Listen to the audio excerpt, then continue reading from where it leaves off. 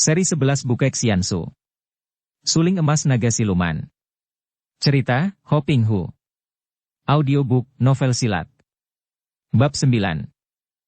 Kalian berdua kakek tua bangka yang jahat. Manusia berwatak iblis. Yeti itu sudah terluka pedang, dan kalian masih mendesaknya. Sungguh tidak tahu malu sama sekali. Kalian lebih buas dan liar daripada binatang. Tak tahu malu. Pengecut, beraninya mengeroyok 2 seekor binatang yang sudah terluka pula. Cih, tak tahu malu. Dan untuk melampiaskan kedongkolan hatinya, Sim Hongbu mencari batu-batu sebesar kepalan tangan dan mulailah dia menyambiti 2 orang kakek yang mengeroyok Yeti itu.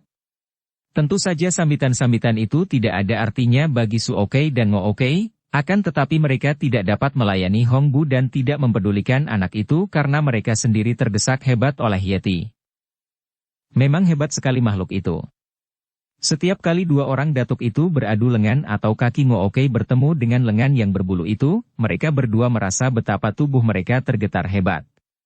Diam-diam mereka merasa heran dan juga terkejut, karena mereka tahu bahwa Yeti itu bukan hanya mempergunakan tenaga kasar atau tenaga otot seperti binatang-binatang buas pada umumnya, melainkan tenaga sinkang yang luar biasa kuatnya. Sungguh sukar dapat dimengerti bagaimana mungkin makhluk yang seperti binatang buas ini dapat menghimpun sinkang yang sedemikian kuatnya. 2 orang datuk itu telah merasa lelah dan seluruh tubuh sakit-sakit, juga pipi Su Okey telah berdarah terkena cakar, sedangkan telinga kiri Ngo Okey pecah-pecah terkena sambaran pukulannya. Mereka kewalahan sekali dan akhirnya dengan marah Su Okey berkata, "Ngoti, mari satukan tenaga dan serang dia." Ngo Okey yang juga merasa penasaran sekali, lalu meloncat ke dekat Su Okey. Memang mereka merasa penasaran. Masa mereka, 2 orang di antara Imkan Ngo Okey yang menggetarkan dunia persilatan, kini harus mengaku kalah terhadap seekor binatang, padahal mereka maju bersama. Hal ini kalau sampai diketahui dunia Kang Ou, bukankah nama mereka akan runtuh dan terseret ke dalam lumpur? Su Okey kini berjongkok mengerahkan tenaga katak buduk, sedangkan Ngo Okey juga mengerahkan tenaganya. Kemudian dengan berbareng mereka menghantamkan kedua tangan mereka dengan tangan terbuka ke arah Yeti yang menerjang maju. Angin yang dahsyat sekali menyambar ke depan, dan inilah pukulan jarak jauh yang disertai penggabungan tenaga sinkang oleh kedua orang datuk kaum sesat itu. Agaknya Yeti itu pun maklum akan hal ini, maka sambil gerengan yang menggetarkan jantung 2 orang lawannya dia pun mendorongkan kedua tangannya ke arah mereka. Terjadilah adu tenaga yang amat hebat di tengah udara yang dingin itu dan akibatnya, Yeti itu terhuyung ke belakang akan tetapi 2 orang datuk kaum sesat itu terlempar ke belakang seperti 2 buah layang-layang putus talinya. Akhirnya mereka terbanting ke atas salju dan keduanya mengeluh panjang, lalu merangkak bangun, menoleh ke arah Yeti dengan muka pucat dan melihat Yeti masih berdiri dengan tubuh agak membungkuk mata merah penuh kemarahan itu, keduanya lalu lari tunggang langgang. Adu tenaga yang terakhir itu meyakinkan hati mereka berdua bahwa mereka sungguh kalah kuat dan kalau dilanjutkan pertempuran itu, agaknya mereka akhirnya akan kalah. Yeti itu tidak mengejar, dan setelah 2 orang lawan yang tangguh itu lenyap, dia jatuh terduduk. Yeti itu mengeluarkan suara merintih-rintih dan kedua tangannya memijit-mijit pahanya yang tertusuk pedang. Sim Hongbu yang masih duduk di atas batu itu memandang dengan bengong. Dia melihat Yeti itu merintih dan dari kedua mata yang merah itu turun beberapa tetes air mata. Yeti itu menangis. Tadi Hongbu merasa kagum bukan main menyaksikan sepak terjang Yeti. Sungguh di luar dugaannya bahwa 2 orang manusia iblis yang luar biasa lihainya itu bukan hanya tidak mampu menandingi Yeti, bahkan mereka terdesak hebat dan kemudian mereka bahkan lari tunggang langgang. Ingin rasanya dia bersorak-sorai dan bertepuk tangan menyaksikan kesudahan dari perkelahian yang seru dan dahsyat itu karena memang di dalam hatinya dia menjago dan berpihak kepada Yeti. Akan tetapi kini melihat Yeti ini merintih-rintih, bahkan menangis, timbul rasa kasihan yang mendalam di hatinya. Dia sendiri tidak perlu melarikan diri, karena merasa percuma saja. Mana mungkin melarikan diri dari makhluk yang amat dahsyat itu? Sekali loncat saja Yeti itu akan dapat menangkapnya, karena itulah maka tadi dia pasrah saja. Akan tetapi Yeti itu tidak mengganggunya, menengok pun tidak, bahkan kini merintih-rintih, memijati kakinya yang tertusuk pedang dan menangis. Ah, Yeti itu sesungguhnya tidak jahat. Kini Hongbu teringat bahwa tadi pun bukan Yeti itu yang lebih dulu menyerang 2 orang datuk sesat itu, melainkan mereka yang lebih dulu menyerang, barulah Yeti bergerak melawan. Makin kasihanlah rasa hatinya. Luka itu hebat, dan kalau dibiarkan tentu akan membengkak dan membusuk. Sebagai seorang pemburu, tentu saja di dalam saku baju Hongbu tersimpan obat-obat, terutama sekali obat luka, obat untuk melawan racun dan gigitan binatang berbisa. Bagaimanapun juga, tadi dia telah terjatuh ke dalam tangan dua orang kakek iblis yang telah membunuh pamannya itu, dan tipislah harapannya untuk dapat selamat di tangan mereka itu. Kini dia terbebas dan hal ini tak dapat disangkal lagi adalah karena pertolongan Yeti ini. Maka, akan malulah dia kalau sekarang tidak membalas budi selagi Yeti itu dalam keadaan yang demikian sengsara. Maka Hongbu lalu bangkit berdiri, perlahan-lahan dia melangkah menghampiri Yeti yang masih duduk di atas salju memijit-mijit kaki atau paha kanannya itu. Luka yang tertusuk pedang itu kini mengeluarkan darah yang agak kehitaman. Ah, dia keracunan, pikir Hongbu. Harus cepat diberi obat. Ketika Hongbu sudah tiba dekat di depan Yeti itu, tiba-tiba Yeti itu mengangkat kepalanya, sepasang mata merah itu memandang, mata yang masih basah oleh air mata dan tiba-tiba Yeti itu menggereng dengan geram. Hongbu terkejut sekali, akan tetapi anak ini sudah bertekad untuk menolong makhluk itu, maka dia menuding ke arah paha Yeti sambil berkata, "Yeti, aku hanya ingin membantumu mengobati luka di pahamu itu." Yeti itu masih menggereng-gereng, tangan kanannya diangkat tinggi-tinggi seolah-olah hendak menghantam. Akan tetapi Hongbu yang sudah nekat itu memandang dengan sepasang matanya yang jernih, terang dan tajam, sedikit pun tidak merasa takut. Dia sudah melampaui rasa takut karena maklum bahwa melawan atau tidak, lari atau tidak, kalau Yeti itu menghendaki, dia tentu akan mudah dibunuhnya. Aku mempunyai obat untuk luka, dan lukamu itu sudah keracunan. Biarlah aku merawatmu dan mengobatimu untuk membalas budimu telah membebaskan aku dari dua orang jahat tadi. Hongbu menuding ke arah larinya dua orang kakek iblis tadi, kemudian dia mengeluarkan bungkusan obat dari dalam saku jubahnya sebelah dalam. Yeti itu masih menggereng-gereng, akan tetapi hanya perlahan saja dan kelihatannya tidak marah lagi, sungguh pun masih nampak curiga. Ketika Hongbu mendekati dan berlutut di depannya, dia memandang dengan matanya yang merah basah, kemudian dia mengangguk-angguk. Girang bukan main hati Hongbu, Yeti ini bukan hanya pandai berkelahi dan amat tangguh melebihi ahli-ahli silat kelas tinggi, akan tetapi juga dapat mengerti kata-katanya agaknya. Buktinya dia mengangguk-angguk. Hongbu menyentuh paha itu dan memeriksa. Luka itu memang sudah agak membengkak, akan tetapi baiknya ketika dipakai berkelahi tadi, lukanya pecah sehingga darah hitam keluar. Tidak ada lain jalan, pedang itu harus dicabut lebih dulu, baru mungkin mengobati luka yang menembus paha itu. Dan Yeti itu perlu diberi minum pil pencuci darah dengan segera. Akan tetapi, mana mungkin mencabut pedang itu selagi Yeti dalam keadaan sadar. Pencabutan pedang itu akan mendatangkan rasa nyeri yang luar biasa dan kalau hal ini dilakukan, tentu Yeti akan marah dan mungkin salah sangka, mengira dia menyakitinya dan tentu akan membunuhnya sebelum pedang tercabut semua. Serba sulit, pikirnya. Akan tetapi Hongbu yang sejak kecil seolah-olah sudah belajar hidup sendiri dan menghadapi sendiri segala macam kesulitan dan bahaya itu telah memiliki kecerdikan luar biasa.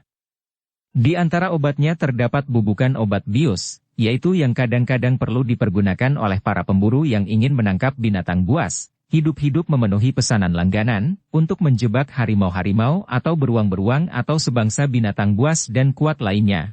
Kemudian membius binatang itu agar pingsan sehingga mudah diikat atau dimasukkan ke rangkeng dan ditangkap hidup-hidup.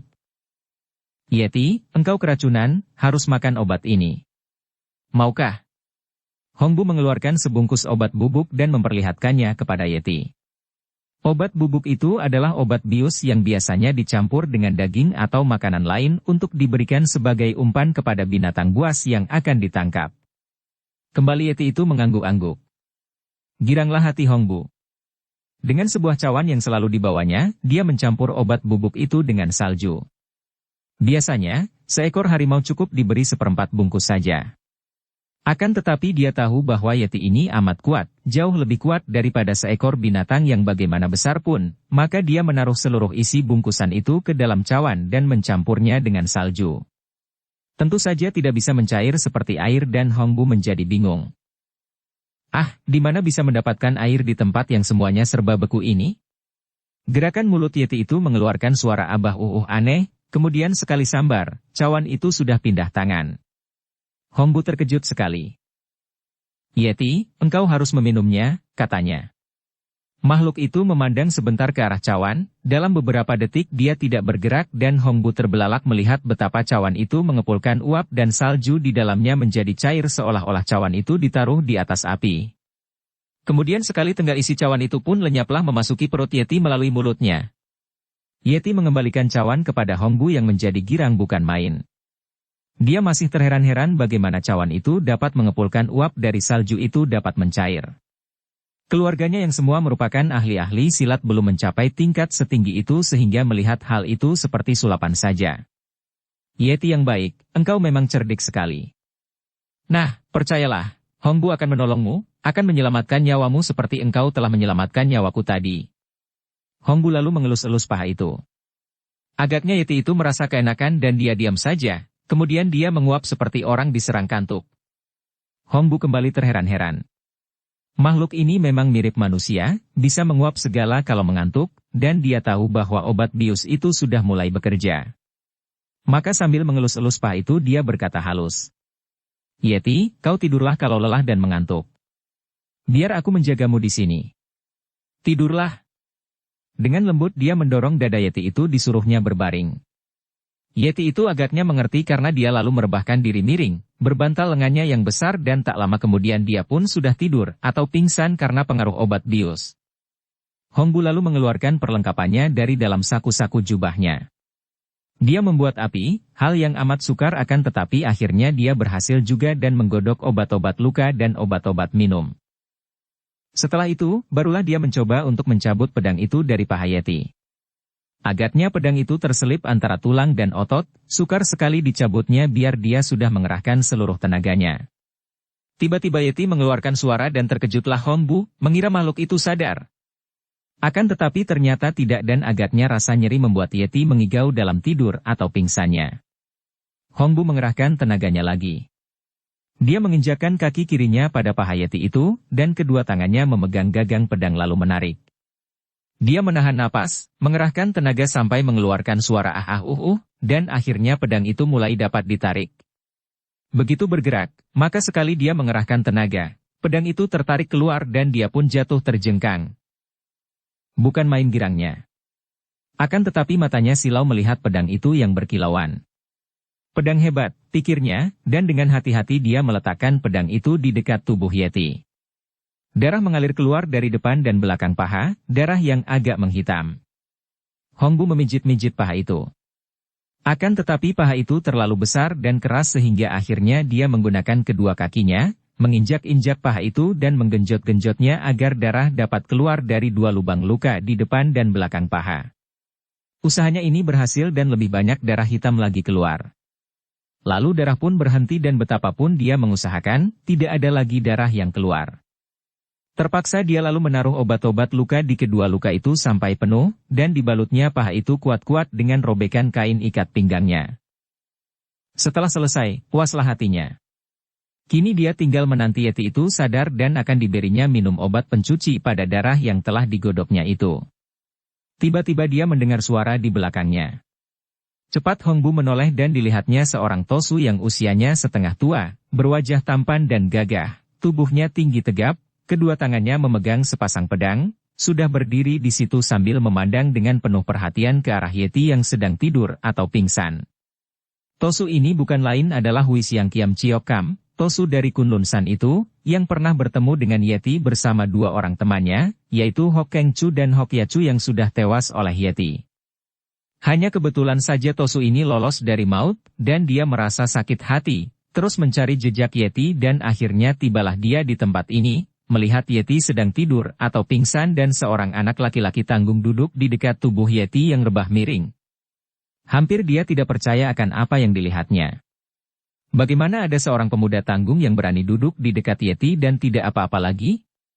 Akan tetapi perhatiannya segera tertuju kepada sebatang pedang di dekat tubuh Yeti itu, pedang yang berkilauan indah dan dikenalnya sebagai pedang yang dulu menancap di paha Yeti yang kini dibalut kain putih.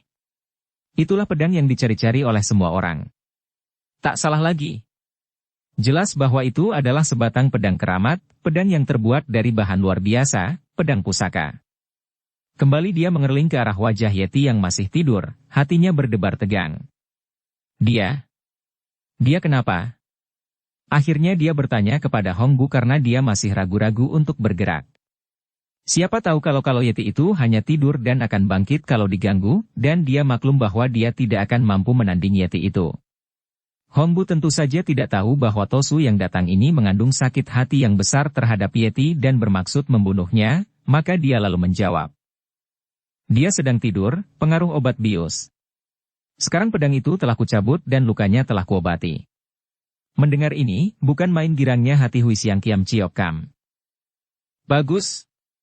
Kalau begitu tibalah saatnya aku membalas dendam. Minggirlah, orang muda, biar kubunuh makhluk iblis kejam ini. Dapat dibayangkan betapa kaget rasa hati Hongbu mendengar kata-kata itu dan melihat sikap Tosu itu yang sudah melangkah maju dan mengangkat pedangnya. Totiang. Jangan. Apa yang hendak kau lakukan itu? Teriaknya sambil bangkit berdiri dan menghadang di depan Tosu itu. Pinto hendak membunuhnya. Jangan, Totiang. Jangan. Dibunuh. Hongbu berkata dengan kaget dan matanya terbelalak, kedua tangannya diangkat dan digoyang-goyangkan. Engkau anak kecil tahu apa? 2 orang sahabatku telah dibunuhnya secara kejam, juga banyak sekali orang Kang Ou telah dibunuhnya. Dia makhluk jahat sekali, kalau tidak dibunuh tentu akan mendatangkan banyak malapetaka. Hongbu menjadi bingung sekali. Dia memang tahu bahwa Yeti banyak membunuh orang, akan tetapi melihat betapa Yeti itu baik kepadanya, dan melihat pertempuran antara Yeti dengan 2 orang kakek iblis itu, dia dapat menduga bahwa Yeti tentu membunuh siapa yang hendak mengganggunya. Jadi Yeti ini seperti hampir semua binatang buas yang dikenalnya, hanya menjadi buas dan ganas kalau diganggu yang merupakan naluri untuk membela diri dan melindungi keselamatannya. Akan tetapi kini Yeti masih pulas, tentu takkan mampu melawan dan akan mati kalau dia tidak membelanya. Cepat disambarnya pedang yang tadi menusuk paha Yeti dan dipegangnya erat-erat. Melihat bocah itu mengambil pedang, Huisiang Kiam Ciok Kam berseru. Minggir dan serahkan pedang pusaka itu kepada Pinto. Mendengar ini, Hongbu memandang ke arah pedang di tangannya. Pedang ini ringan dan aneh, dan kalau semua orang memusuhi Yeti, apakah bukan untuk memperebutkan pedang ini? Dia pun mendengar desas-desus tentang sebatang pedang keramat yang kabarnya dicuri orang dari kota raja dan dibawa ke Himalaya dan kini orang-orang Kang Ou memenuhi daerah ini hanya untuk mencari pedang keramat itu. Inikah gerangan pedang yang diperebutkan itu? Totiang, sesungguhnya. Totiang hendak membunuh Yeti ataukah hendak merampok pedang ini? Wajah Huisiang Kiam Ciok Kam berubah merah. Memang tak dapat disangkal pula, yang mendorong dia membayangi dan mencari Yeti adalah pedang yang menancap di paha Yeti itu, dan tentu saja juga karena dia ingin membalas kematian 2 orang sahabatnya. Pinto. Pinto. Wah, engkau anak kecil banyak cerewet. Minggirlah biar aku bunuh dia. Tidak. Engkau tidak boleh membunuhnya. Hongbu berkata dengan tegas dan berdiri melindungi tubuh Yeti yang masih rebah miring. Bocah setan, engkau hendak melindungi binatang buas seperti itu? Huisiang Kiam Ciok Kam mengeluarkan suara melengking nyaring dan tubuhnya sudah melayang ke atas, gerakannya ringan dan cepat sekali dan dia bermaksud untuk melampaui Hongbu dan menyerang ke arah Yeti yang masih rebah. Hongbu terkejut bukan main menyaksikan gerakan yang cepat itu dan tahu-tahu Tosu itu sudah melewati atas kepalanya. Dia membalik dan melihat betapa Tosu itu sudah menusukkan kedua pedangnya ke arah leher dan dada Yeti dengan kecepatan kilat. Jangan! Hongbu memekik dengan sekuatnya dan tubuhnya menubruk ke depan, pedang di tangannya digerakkan untuk menangkis 2 sinar pedang yang menyerang Yeti itu. Terdengar suara nyaring ketika sepasang pedang itu patah-patah bertemu dengan pedang di tangan Hongbu, disusul jeritan Tosu yang roboh mandi darah bergulingan sampai beberapa meter jauhnya, lalu diam tak bergerak lagi. Hongbu terbelalak memandang ke arah mayat Tosu itu, kemudian kepada tangannya sendiri yang memegang pedang. Dia cepat menghampiri Tosu itu dan dapat dibayangkan betapa kagetnya ketika dia melihat Tosu itu telah tewas dengan dada luka bercucuran darah. Terdengar suara gerengan dan ketika dia menoleh, dia melihat Yeti itu sudah bangkit duduk, lalu Yeti itu sekali lompat sudah tiba di dekat mayat Tosu itu dan melihat Tosu itu sudah tewas, Yeti lalu mengeluarkan suara aneh seperti orang tertawa, dan sekali menggerakkan tangan dia telah merampas pedang dari tangan Hongbu kemudian dia memondong Hongbu. Diangkatnya tinggi-tinggi dan dia menari-nari kegirangan sambil terpincang-pincang. Kiranya Yeti itu tadi telah sadar dan melihat betapa Hongbu membelanya dan merobohkan Tosu yang menyerangnya, maka dia girang bukan main, apalagi melihat bahwa pedang sudah dicabut dari pahanya dan pahanya sudah diobati dan dibalut. Yeti itu lalu meloncat jauh sekali. Hampir Hongbu berteriak karena merasa ngeri ketika Yeti itu kini berlompatan dan berlari dengan kecepatan yang luar biasa, melalui tempat-tempat tinggi, melalui jurang-jurang yang curam dan memasuki dunia es, yang amat aneh bagi Hongbu. Tempat yang dilalui oleh Yeti ini amatlah sukar dan tidak mungkin dilalui manusia dengan kecepatan seperti itu, maka kadang-kadang Hongbu memejamkan mata karena merasa ngeri kalau Yeti itu setengah berloncatan melalui tebing-tebing yang curam sekali. Yeti yang masih memondong tubuh Hongbu sambil membawa pedang itu terus mendaki puncak Gunung Komaala dan di antara bongkahan-bongkahan es yang besar dan batu-batu gunung raksasa Yeti itu bergerak cepat. Dia tentu sudah hafal akan tempat ini karena dia bergerak di antara batu-batu dan bukit-bukit salju dan es itu dengan cepat tanpa ragu-ragu, kemudian dia menyelinap antara dua buah batu yang berimpitan dengan miringkan tubuhnya. Akan tetapi baru masuk 5 langkah, Yeti itu berhadapan dengan batu bulat yang amat besar dan tidak nampak ada jalan sama sekali.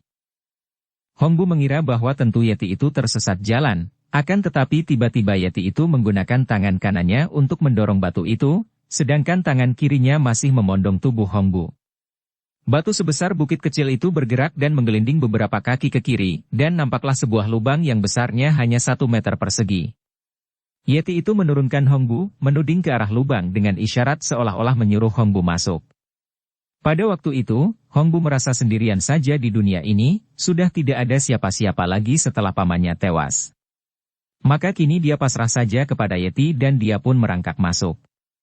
Yeti itu pun masuk, akan tetapi lebih dulu dia mengerahkan tenaga dan menggunakan kedua tangannya untuk menarik batu itu menggelinding kembali menutupi lubang. Mereka lalu merangkak melalui lubang terowongan itu sampai beberapa puluh meter dalamnya dan tiba-tiba saja nampak cahaya terang dan lubang kecil itu berubah menjadi lorong yang besar dan berlantai batu. Kiranya di situ terdapat terowongan rahasia yang besar dan Yeti itu menggandeng tangan Hongbu, diajaknya masuk terus. Mereka berjalan maju, berliku-liku melalui terowongan yang kadang-kadang gelap sekali akan tetapi ada kalanya terang karena bagian atasnya terdapat lubang-lubang atau celah-celah batu dari mana sinar matahari dapat masuk. Ketika Yeti itu akhirnya berhenti, mereka tiba di ruangan dalam puncak atau di bawah batu-batu, ruangan yang amat luas. Hongbu merasa seperti hidup di alam mimpi. Bukan main indahnya pemandangan dari ruangan itu. Terdapat lubang-lubang besar seperti jendela dan dari sini dia dapat melihat puncak-puncak yang diliputi salju, lain bagian memperlihatkan dunia es yang bentuknya bermacam-macam dan berkilauan memantulkan sinar matahari, dan ada lagi bagian yang penuh tumbuh-tumbuhan, hal yang amat aneh sekali di puncak itu. Dan di sudut ruangan itu, agak tertutup dan sebagai penghalang, dia menemukan 2 orang manusia yang sedang duduk bersila. Akan tetapi ternyata mereka itu duduk di dalam es atau salju yang turun dari atas sehingga tempat itu tidak pernah lepas dari kurungan es.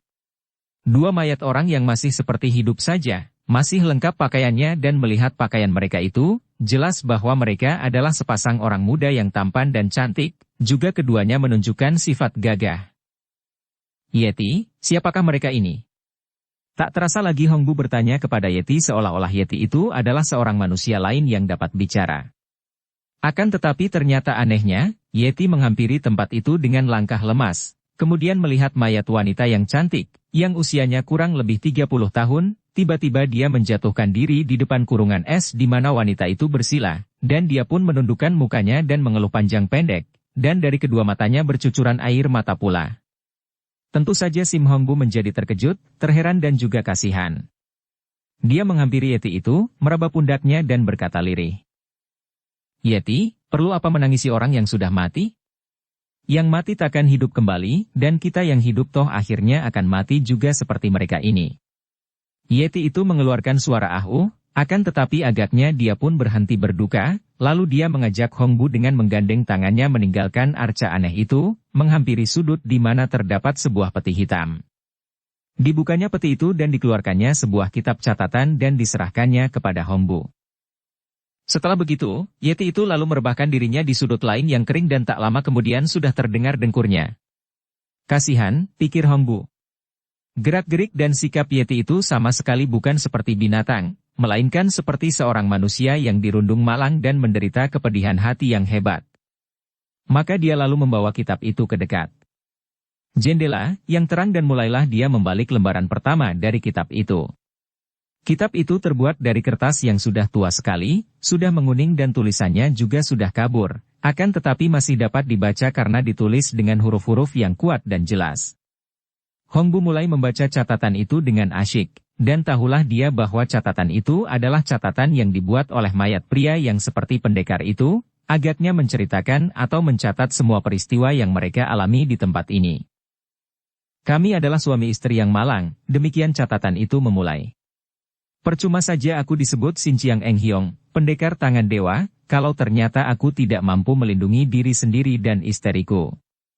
Aku, Kamlok, hanyalah seorang laki-laki lemah yang terpaksa melarikan diri bersama isteriku karena dikejar-kejar musuh besarku yang tak dapat kulawan. Kasihan Lonsi, isteriku yang tidak dapat menikmati kehidupan suami istri dalam rumah tangga yang tentram karena semenjak menikah harus mengikuti aku melarikan diri. Kami lari ke Himalaya, namun raksasa itu terus mengikuti jejak kami. Agaknya dia tidak mau menerima kenyataan bahwa dia kalah memperebutkan Lonsi yang lebih dulu suka menjadi isteriku daripada menjadi istri raksasa yang tergila-gila kepadanya itu. Ouyang Kuan, engkau sebagai seorang pendekar gagah, bekas sahabat baikku, kenapa tidak mau melihat kenyataan dan masih terus merasa penasaran? Ah, andai kata aku dapat mengalahkanmu pun, sukar bagiku untuk bertega hati membunuhmu, engkau sahabatku yang amat baik dan yang kutahu benar-benar amat mencinta Lonsi. Akan tetapi apa daya, sahabatku juga musuhku, Lonsi tidak membalas cintamu, cintanya melainkan untukku seorang. Kami berhasil menemukan lorong rahasia yang tersembunyi ini, dan merasa aman tinggal di sini sampai setahun lebih. Betapa senang kami melewatkan bulan-bulan madu di tempat ini, berdua saja, mencurahkan segala cinta kasih antara kami tanpa ada yang mengganggu. Sayang, karena ancaman Ouyang Kuan, maka ketegangan mengisi lubuk hati isteriku sehingga hubungan kami tidak dapat menghasilkan keturunan. Akan tetapi, kehidupan kami yang tentram itu hanya berlangsung 1 tahun saja, karena pada suatu hari, tiba-tiba muncullah Ouyang Kuan, bekas sahabatku yang kini telah menjadi musuh besar kami itu, atau lebih tepat musuh besarku, karena dia tidak memusuhi Lonsi, bahkan sebaliknya dia amat mencintanya. Tidak ada jalan lain bagi kami kecuali bertanding memperebutkan Lonsi.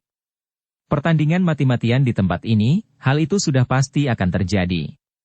Aku terpaksa menghentikan catatan ini karena kami berdua sudah berjanji untuk bertanding sekarang juga, begitu matahari terbit dan sinarnya menerangi ruangan ini. Semalam ini, mungkin malam terakhir, kuhabiskan untuk mencurahkan seluruh cintaku kepada Lonsi, isteriku. Siapa tahu, malam ini merupakan malam terakhir. Sampai di sini, catatan itu ditulis dengan gaya tulisan lain, gaya tulisan yang halus, tulisan seorang wanita. Mereka bertanding mati-matian dan amat mengerikan, demikian tulisan wanita ini memulai. Betapa risau dan gelisah hatiku. Aku tidak dapat membantu, karena selain tingkat kepandaianku jauh lebih rendah, juga suamiku tidak menghendaki demikian. Mereka bertanding sebagai 2 orang pendekar yang gagah perkasa, yang tidak menemukan jalan lain kecuali saling bertanding mati-matian untuk memperebutkan aku. Ah, betapa hancur rasa hatiku. Aku hanya mencinta Kamlok, suamiku, mana mungkin aku harus mencinta orang lain? Mereka itu setingkat, akan tetapi semalam suamiku telah mengaku bahwa sesungguhnya, dia masih kalah kuat oleh lawannya itu. Aku hanya dapat memandang dengan gelisah dan berdoa dalam hati semoga suamiku yang akan menang. Berjam-jam mereka bertanding dan akhirnya, apa yang kutakuti terjadilah. Suamiku roboh dengan muntah darah dan tewas setelah mengucapkan 2 buah kata memanggil namaku. Aku menangis dan aku dihibur oleh Ouyang Kuan yang menyatakan cintanya, yang bersumpah bahwa dia akan mencintaku melebihi cinta suamiku. Akan tetapi, aku benci melihat raksasa itu. Aku benci kepadanya. Aku lalu menyerangnya kalang kabut, akan tetapi dengan mudah dia menghindar, dan pergi dari tempat itu. Sesuai dengan pesan suamiku, aku membereskan pakaian jenazah suamiku, lalu mengatur dia agar duduk di sudut ruangan di mana turun salju dan es melalui celah-celah sehingga tubuhnya akan terbungkus salju dan es, dan tidak akan rusak sehingga aku dapat memandangnya setiap hari, seolah-olah dia masih hidup. Setiap hari Ouyang Kuan datang, membujukku, mengancamku. Akan tetapi aku bertekad untuk tidak melayaninya. Aku mengatakan kepadanya bahwa lebih baik aku mati daripada harus menjadi istrinya, bahwa aku sama sekali tidak cinta padanya, bahwa sebaliknya aku benci kepadanya. Akan tetapi orang itu sungguh keterlaluan, dia tidak mau melakukan kekerasan, sebaliknya membujuk-bujuk, memohon-mohon sehingga kadang-kadang timbul juga rasa kasihan dalam hatiku. Akan tetapi, aku berkeras tidak mau menjadi istrinya, bahkan tidak mau melayani hasratnya. Sampai setahun lebih dia terus-menerus membujukku, menyediakan segala keperluanku, bahkan dia memelihara jenazah suamiku sehingga nampak terbungkus es dan baik, tidak pernah rusak. Dia menyatakan menyesal sambil menangis kalau dia melihat suamiku. Akan tetapi, aku tetap tidak mau melayaninya, bahkan aku mulai senang menggodanya, melihat dia tersiksa oleh cintanya yang tidak kubalas. Dia jelas amat menderita dan itulah hukumannya. Kadang-kadang dia menangis sendiri di sudut, lalu bicara sendiri. Aku khawatir dia menjadi gila karena rindunya dan cintanya tak terbalas dan tak terpuaskan. Aku makin menggodanya, aku sengaja berganti pakaian di depannya agar dia makin tergila-gila melihat tubuhku setengah telanjang, akan tetapi kalau dia sudah berapi-api aku lalu menghina dan mengejeknya, menyatakan benciku. Aku ingin dia memperkosaku, karena kalau hal itu terjadi, dia tentu akan terpukul hebat batinnya, tentu akan merasa menyesal sekali demi cintanya kepadaku yang kutahu memang benar-benar amat mendalam itu. Godaanku membuat dia semakin gila. Pada suatu hari, ketika aku berada di luar, aku bertemu dengan makhluk aneh. Agaknya itulah yang bernama Yeti. Aku terkejut dan ketakutan, jatuh pingsan di depan Yeti, akan tetapi Ouyang Kuan menyelamatkan aku, membawa lari masuk ke dalam guha dan menutup guha dengan batu besar. Yeti itu berkeliaran di luar guha sampai 3 hari mengeluarkan suaranya yang aneh. Aku ketakutan bukan main. Dan mulai hari itu, hampir setiap hari aku melihat Yeti dan makin jarang melihat Ouyang Kuan. Aku tidak tahu apa yang terjadi. Aku menjadi nekat dan ingin menyerahkan diriku kepada Yeti. Aku ingin mengecewakan hati Ouyang Kuan karena hatiku sakit mengingat suamiku dibunuh, akan tetapi aku sebetulnya mulai jatuh cinta kepadanya, mungkin karena kebutuhanku kepada pria. Namun, benciku melebihi cintaku sehingga aku lebih suka menyerahkan diri kepada Yeti, makhluk buas menyeramkan itu daripada kepada Ouyang Kuan. Akan tetapi, pengalamanku ketika aku menyerahkan diri kepada Yeti malam itu membuat aku semakin tergila-gila. Aku jatuh cinta kepada Yeti, demikian pikirku. Akan tetapi, ketika pada keesokan harinya aku terbangun dalam pelukan Yeti, ternyata Yeti itu adalah Ouyang Kuan yang menyamar. Aku malu, aku benci, aku menyesal, apalagi karena aku tahu bahwa seluruh tubuhku jatuh cinta kepada Ouyang Kuan pembunuh suamiku. Aku harus mati. Aku lebih baik mati. Aku semalam telah mengkhianati suamiku, di depan mata suamiku sendiri aku telah bermain cinta, berzina semalam suntuk dengan Ouyang Kuan, musuh dan pembunuh suamiku. Aku harus mati. Tulisan itu berakhir, akan tetapi pada lembar berikutnya terdapat tulisan kasar seperti cakar ayam, tulisan yang besar-besar hurufnya dan ditulis oleh tangan yang kaku. Aku menyebabkan kematiannya. Aku berdosa. Aku binatang, bukan manusia. Aku Yeti yang buas. Demikianlah isi buku catatan yang dibaca oleh Hong Bu dengan asyiknya. Dia termenung. Hebat sekali pengalaman suami istri pendekar itu. Dia lalu menghampiri lagi mayat-mayat yang seperti arca itu. Pendekar itu memang tampan, dan setelah dia meneliti, dia melihat memang pada bajunya terdapat lubang bekas tusukan pedang, tepat di ulu hatinya. Kemudian dia meneliti jenazah wanita itu. Terdapat pula lubang bekas tusukan senjata tajam di lambung kirinya. Agaknya wanita itu telah bunuh diri. Dan agaknya tulisan kasar terakhir itu adalah tulisan Ouyang Kuan yang menaruh mayat Lon Si di dekat suaminya, kemudian tentu saja Ouyang Kuan meninggalkan tempat itu. Akan tetapi, tiba-tiba Hong Bu teringat dan bulu tengkuknya meremang. Yeti itu mengapa menangis di depan mayat Lon Si? Dan di dalam catatan Lon Si, Yeti yang diserahi dirinya adalah yang penyamaran Ouyang Kuan. Dan Ouyang Kuan mulai menjadi gila. Dan Yeti itu, gerak-geriknya lebih mirip manusia, malah bisa merintih, menangis, dan seolah-olah mengerti dan dapat menangkap kata-katanya. Jangan-jangan Yeti yang sekarang ini pun adalah penyamaran Ouyang Kuan. Bukankah dalam catatan-catatan itu disebutkan bahwa Ouyang Kuan bertubuh raksasa? Jadi, tentu tinggi besar, pantas kalau menyamar sebagai Yeti. Hong Bu berindap mendekati Yeti yang masih tidur. Tidurnya nyenyak dan mendengkur. Dengkurnya seperti dengkur manusia. Berdebar jantung Hongbu. Benarkah makhluk ini yang dinamakan orang Yeti, ataukah ini adalah Ouyang Kuan yang menyamar? Bagaimana dia akan dapat membuka rahasia ini? Betapapun juga, jelas bahwa makhluk ini memperlihatkan sifat-sifat yang liar dan ganas, maka dia harus berhati-hati dan jangan sampai membuatnya marah, karena hal itu amatlah berbahaya. Makhluk buas, atau manusia yang sudah menjadi gila dan merasa dirinya menjadi binatang, sama saja berbahayanya, maka dia harus bersikap halus dan hati-hati. Malam itu Hongbu tidur dalam ruangan itu yang tidaklah begitu dingin seperti kalau berada di luar. Yeti tidak nampak, sejak tadi telah pergi. Hongbu tidak berani sembarangan mencarinya karena memang dia tidak tahu harus pergi kemana, dan tak lama kemudian nampak bayangan berkelebat dan Yeti telah berada di dekatnya dan menyerahkan segebung daun-daun yang kekuning-kuningan. Dia menerimanya dalam keremangan cahaya malam yang berbulan tipis itu, sinar bulan yang memasuki ruangan melalui jendela, akan tetapi tidak tahu mengapa Yeti memberikan daun-daun itu kepadanya. Untuk tilam tidur? Akan tetapi daun-daun basah itu malah tidak enak kalau untuk tidur, lebih enak tidur di atas tanah dalam ruangan itu yang cukup hangat. Akan tetapi, Yeti itu mengambil setangkai daun lalu memakannya dan memberi isyarat dengan tangan agar Hongbu makan daun itu pula. Celaka, pikirnya, kalau Yeti ini termasuk binatang pemakan rumput dan daun, apa dikiranya dia pun harus hidup sebagai kerbau atau kuda. Akan tetapi, agar tidak membuat marah binatang itu, dia pun mengambil sehelai dan dimasukkan ke mulutnya, lalu dikunyahnya. Rasanya enak? Hongbu menjadi girang sekali. Daun itu rasanya enak, seperti daun sawit. Maka dia pun lalu makan daun-daun itu. Lumayan untuk mengisi perut kosong.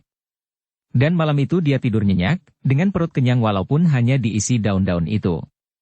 Pada keesokan harinya, Yeti itu memberi isyarat kepada Hongbu untuk ikut bersamanya keluar dari ruangan itu. Hongbu menurut saja.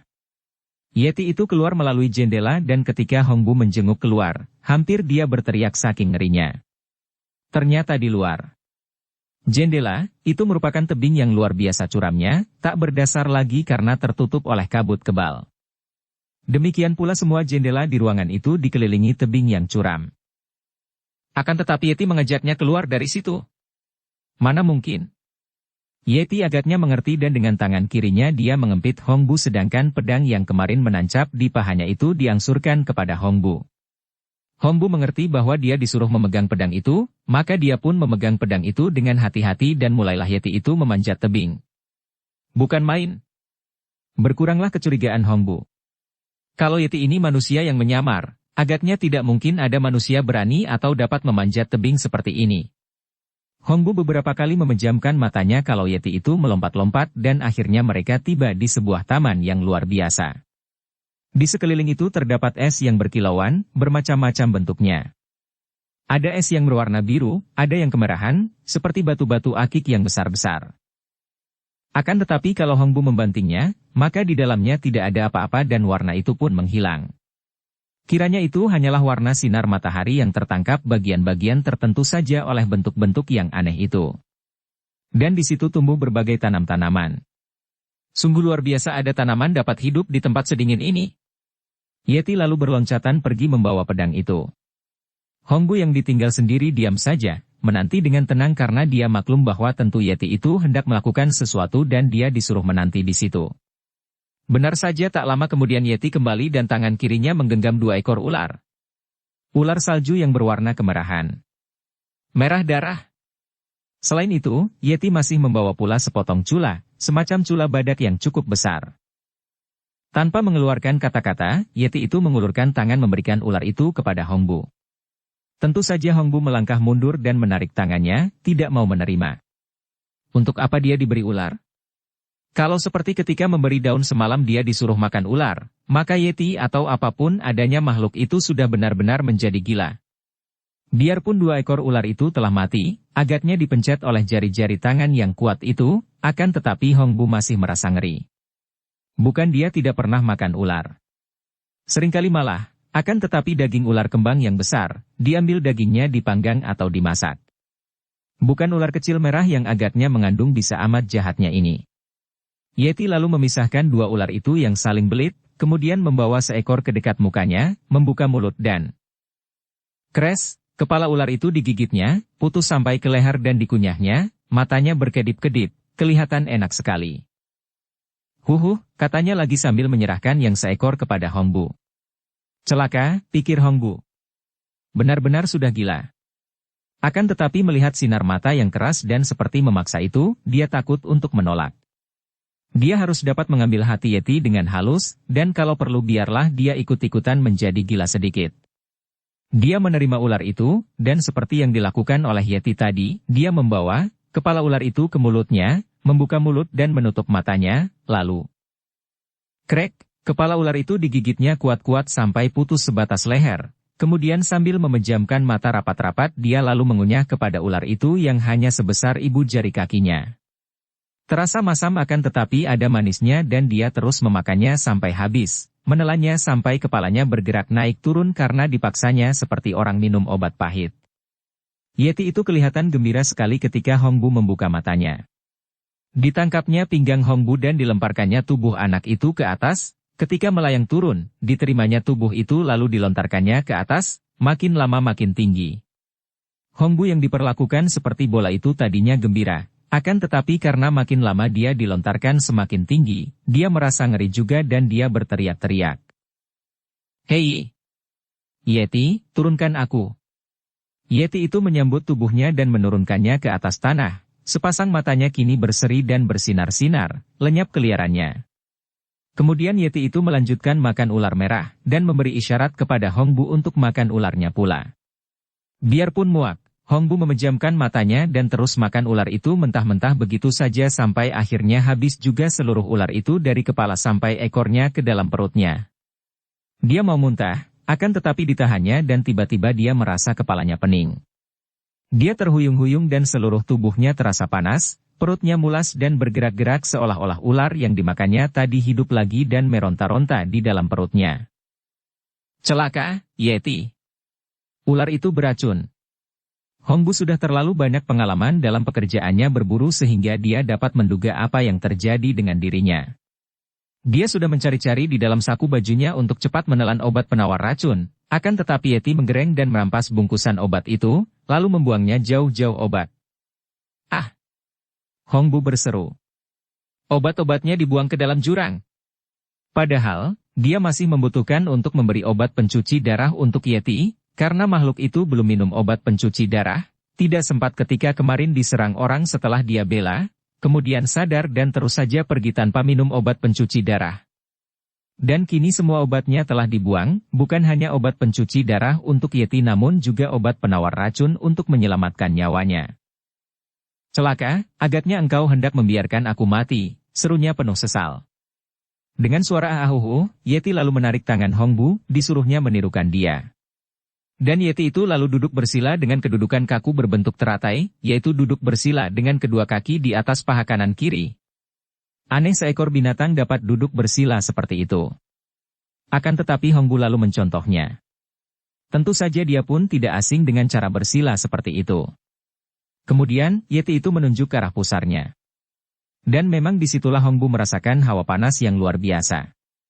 Lalu Yeti menarik napas panjang, menahan napas itu, dan menyuruh Hongbu menirunya.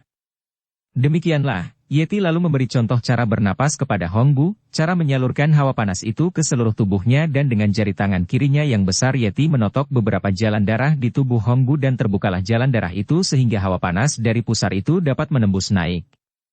Lalu dengan gerakan tangan dia memberi contoh pengerahan napas untuk membuat hawa itu berputar-putar. Hongbu merasa terheran-heran, akan tetapi secara membuta dia menurut petunjuk Yeti dan sungguh luar biasa sekali. Perutnya tidak sakit lagi, peningnya lenyap dan kini bahkan tubuhnya terasa hangat. Yeti itu lalu membuka jubah tebalnya dan dia tetap merasa hangat, padahal hawanya di situ amat dinginnya. Setelah duduk berlatih napas selama 1 jam lebih, Hongbu merasa betapa tubuhnya enak sekali.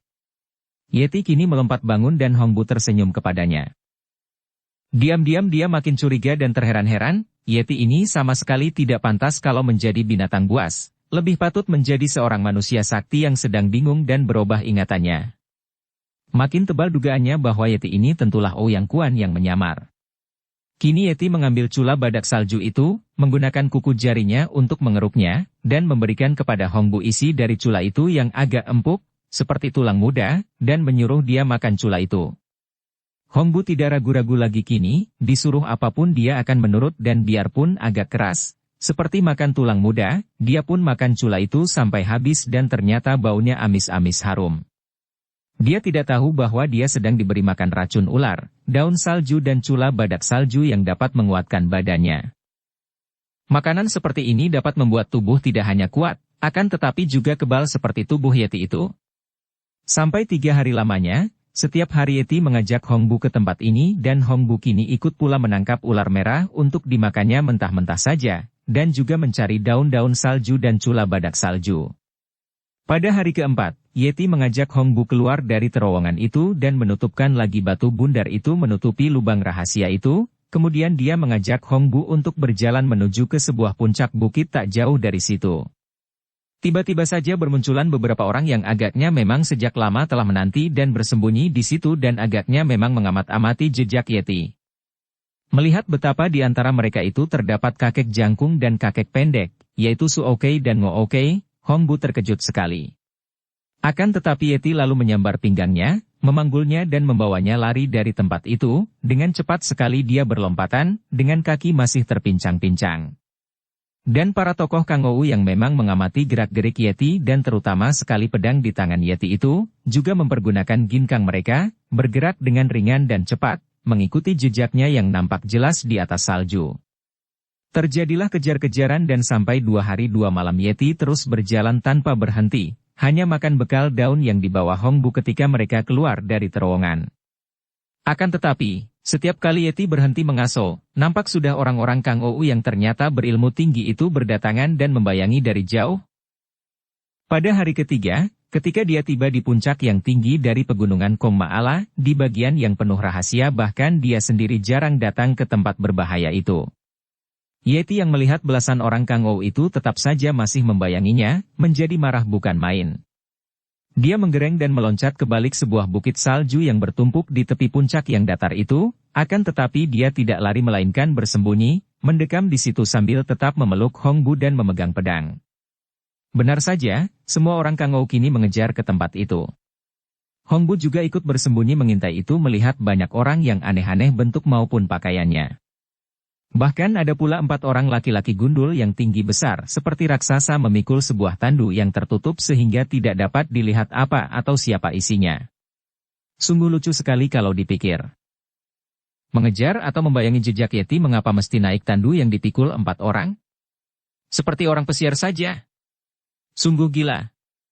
Akan tetapi begitulah kenyataannya dan Hongbu memandang terus.